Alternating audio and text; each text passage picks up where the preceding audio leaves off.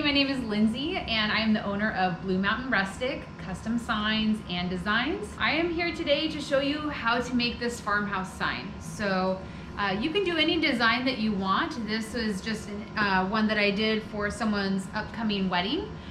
These are super simple. These are those signs that you see around that everybody likes to buy. So I got started by doing this. I wanted to buy a sign and it was a hell of a lot of money and I didn't want to pay for it. So I went on YouTube just like this and found an awesome lady, Judy, with black butterfly signs. I'm gonna put her little video and link below so you can check her out too. She's awesome. I wouldn't even be doing what I'm doing without her tutorials. So thank you, Judy. I made this video today. It's similar to hers, but I wanted to show in detail each step so that everybody knows how they can make a sign like this. So this sign is all supplies that I got at Home Depot. And I'm gonna link everything below so that you guys have easy access to buying everything. And I'm gonna go through step by step and show you exactly how to make something just like this, and you can do it yourself. If I can do it, anybody can do it. So here we go. Hope you enjoy, and if you wanna learn how to make a sign, keep watching. Okay guys, so real quick, I'm just gonna go over the supplies that you need for this little project. Just remember that everything is going to be linked below, but I do want to show you just each individual item real quick. So for the wood, you are going to need this. This is called a furring strip. I like to get things from Home Depot. This is a 1 inch by 2 inch by 8 feet. The other piece of wood that you're going to need is called a hardboard. I don't use real wood for the signs because if you use real wood, it's going to get very, very heavy. Then people will have trouble hanging them and whatnot. So you're gonna get one of these. This is called a hardboard, okay? It's got like this scratchy back, smooth on the front. Now, for your furring strip or the frame, that's what we're gonna use for the frame, you're gonna need a stain. My favorite stain is Varathane, okay? And my go-to is red mahogany. So you're gonna need some of that. There's lots of different colors, so just pick one that you like. So there's a couple different choices when you're staining. You can use one of these sheepskin. They last for a long time, or you can just use a normal brush. The brush is usually my go-to. So before you stain, you're going to need to sand, okay? So this is the best sandpaper that I use. It's a 220 grit, it's purple. When you're painting your hardboard for your sign, the best paint to use is Behr Premium Plus paint and primer all in one. This is gonna give you some really good full coverage. I usually only have to do 2 layers, 2 coats. 1 layer, let it dry, then go back and do another layer. Now for the letters on the sign, you have a couple different options, but this is what you wanna do. Rust-Oleum 2 times Ultra Cover, but make sure that it says primer. Okay, so as you'll see, this is the gray. Make sure it says flat. We're going for a farmhouse look. You don't want glossy because then you get that sheen shine. You don't want that. To put our signs together with the frame on the actual sign, what we like to do is we like to staple them onto the board. So what you're gonna need is you're gonna need some staples. And we use a staple gun with a compressor, but you can also use one of those staple guns that you just push yourself. You just gotta make sure you get big enough staples. So for the hanging device on the back so people can hang their sign, you're gonna want to get some galvanized steel wire. Okay, this is a 16 gauge.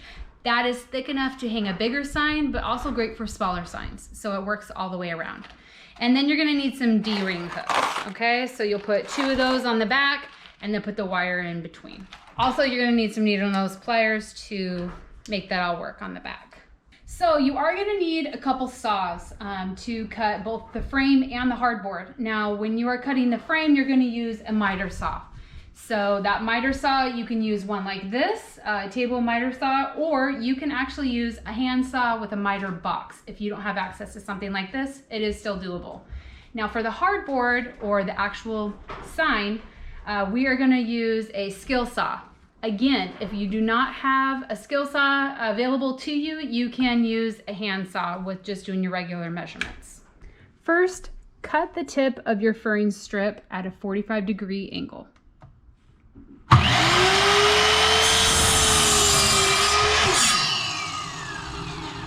This is my husband, Luis. He's helping out with the video today. Measure your 24 inches as we are for this sign and put a mark. Then cut your strip again at a 45-degree angle and repeat this process. Okay, so now we have our 4 pieces for our frame. We're gonna set those aside and we're gonna move on to cutting the hardboard.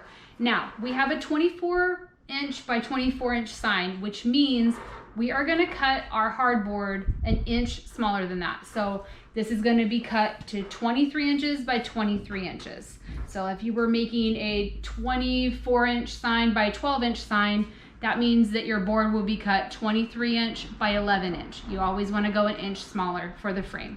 Flip your hardboard over to the rough side and put your measurements there. So again, 23 inches, and then you'll measure down 23 inches.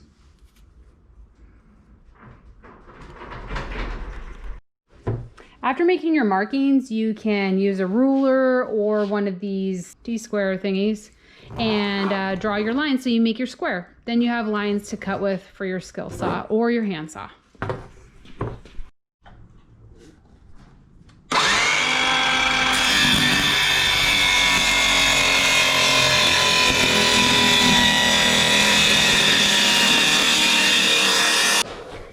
Sometimes when you cut these boards, you will have one of their stickers from Home Depot or wherever left on there. These suck trying to get them off. So what we found works best is this stuff called Goof Off. I'll also link this. Use this and a putty knife and it comes right off. When you're sanding, you just want to make sure that you get both sides. I just pretty much sand a little bit to get all the rough edges. Don't forget the inside, as well as these little end pieces. Make sure to do those as well. When staining, you have to make sure that you get both sides. So I always start with the front, then make sure you get the inside. If you don't get the inside or these little edges, that might show through when you do staple everything together. So I always do the front, the sides, and then I go back.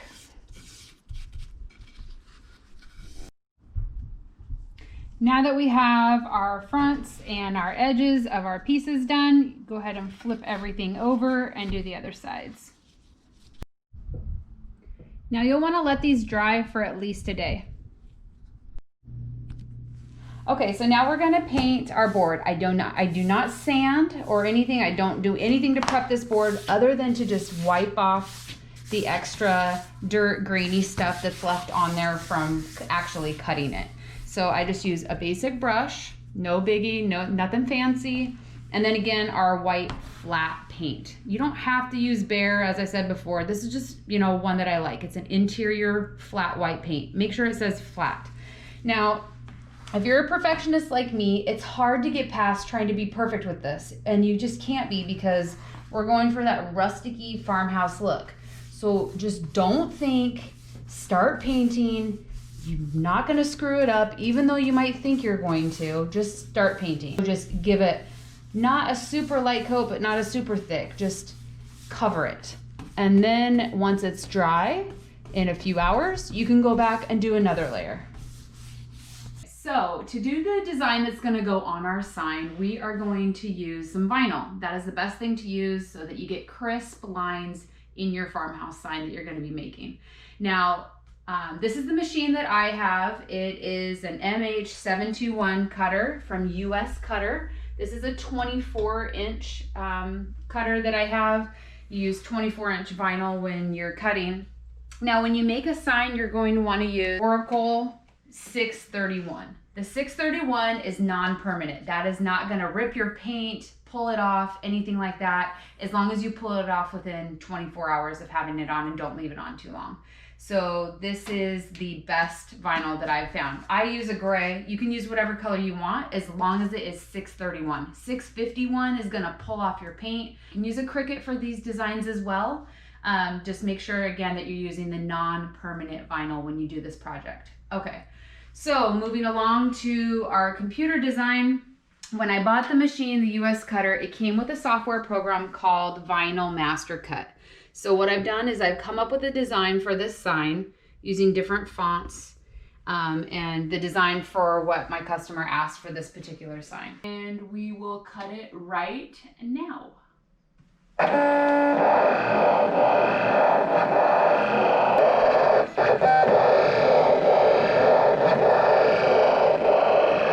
Once you have your vinyl, you're going to remove all the lettering, okay? So leave the background because we're using this as a stencil. So I always use an X-Acto knife for everything. Some people like those weeding tools. I just find that this works better.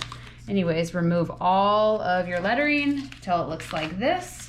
And then we're gonna get some transfer paper so that we can transfer it to our white sign when it's time. We have our design on our board with our transfer tape. Here's a little trick. Once you have it down and you've done all your measurements and it's perfect, you're gonna wanna pull from the top left-hand side or the top right-hand side or the bottom, whatever. Go at an angle. That'll keep your vinyl from coming up. So just pull this off slowly. This is gonna give you nice, crisp lines. So our next step is taping off all the rest of the sign that the stencil does not cover. We only want our letters to show so that no overspray gets on our sign. Painter's tape, or I even get this painter's tape from the dollar store. I ordered a whole case of it. It's great stuff. So tape it up. Okay, it's time to spray paint. My go-to is the gray, the flat gray. It's my favorite. I use it for almost all of my signs. So what you're gonna wanna do is just do little, let me get the lighting right here, little spurts until you have full coverage. Like this. Well, after spray painting, I let it dry for about 3 to 4 hours. I took all the tape and all the vinyl off, and this is what we end up with. Looking pretty good. Now it is time to frame it.